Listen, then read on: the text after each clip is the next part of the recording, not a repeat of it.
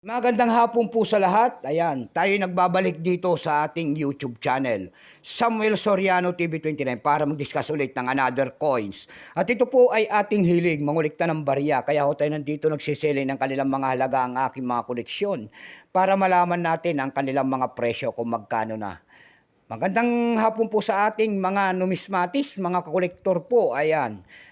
Special shoutout natin ang ating idol, Kanime O9 at saka si Abe Reyes, ayan ang ating mga dakilang mga kolektor, ayan numismatis, ayan yan ang mga matitikas, ayan.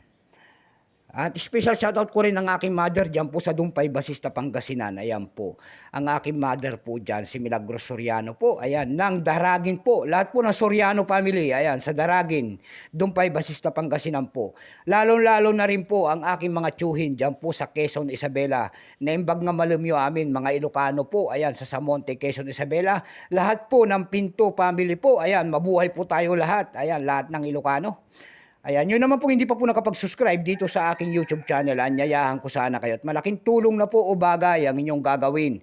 Tulad ng pagpindot ng ating subscribe button, like and share para ma-update ko kayo sa mga latest ko pang gagawin mga video po. Meron na naman tayong pag-uusapang barya at ito ay ano natin kung magkano na ang kanyang presyo. Ito po ay mga sinaunang barya. Ayan, year 1990 po. 2 pesos po na nyog. Ayan.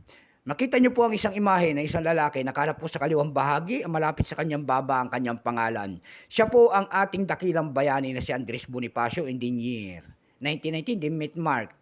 Pagkatalikod po naman natin, makikita natin ang isang imahe ng isang 2 pesos in the nyug. Ang scientific ng nyug na yan ay Cocos nocifera. Ayan. Kitang-kita pa. Ito po ay large type. Ayan. Mayroon itong maliit. Nasaan yung kanyang maliit? Ito po yung kanyang maliit. Ayan. Parehas po ang disenyo. Pero ayan, maliit po yung isa. Ayan. Bago tayo magsimula sa ating talakayan, kilalanin mo muna natin siya para makita natin ang kanyang presyo.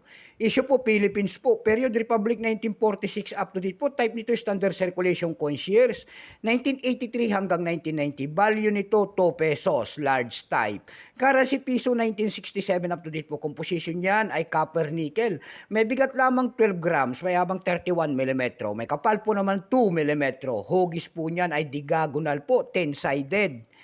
Orientation ay middle alignment. Itinigil naman ang paggamit sa Pilipinas sa barya na hawak natin noong January 2, 1998. Number NDAS 3750. Reference number KMDAS 244. Excuse me po. Siya po si Andres Bonifacio, ang dakila nating bayani. Ito pong year 1990, ito po ay 31%. 31% po, wala pong may pakita ang ating Bangko Sentral kung ilang piraso ang ginawa sa barya na hawak natin. May price na po yan doon sa ating lumista. Kung tawagin ng ating mga kolektor, may presyo na po. Yung kanyang fine ay 30 pesos, very fine 35, extra fine ay 42 pesos na. Dako tayo sa kanyang mga presyo sa online selling doon sa ating eb.com. Meron tayong nakita doon nagbebenta nito ng $10. Nasundan po ito ng $9.99. And then, yung isa po na pinakamaliit po ay $8.20. Sa Carousel PH naman po tayo dumako. Sa Carousel PH, meron tayong nakita nagbebenta doon ng 500 pesos. Nasundan po ito ng 480 pesos and then 400 pesos. Sa Lazada po nito, ayan, sa Lazada po, makakakuha po kayo nito ng 140 pesos. Ayan, and then, mayroon pa tayo nakita doon sa Lazada na 180. Ayan lamang po ang ating may babahaging kanyang presyo. Keep safe po sa lahat and God bless.